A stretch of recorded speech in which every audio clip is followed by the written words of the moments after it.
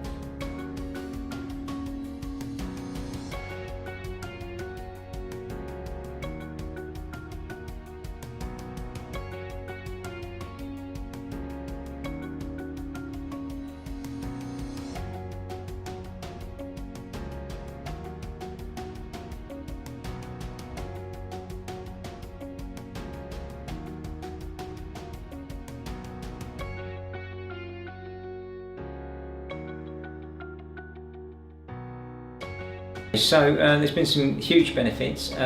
First example I'd like to use is an event that took place on the A22. Now we have real-time Elgin system. It flagged up to us, to the officers that were sitting there, the coordination side of it, that actually this was an unplanned activity. By doing that, actually we managed to find out that the traffic was almost come to a halt. The second screen that we have linked to Elgin is trackers on our vehicles, so we could tell exactly where the nearest officer was, and it just so happened to be that the gentleman was 2 minutes away. By doing this, he attended site, and it was clear that it was a burst water main, and that's why the traffic had actually slowed down.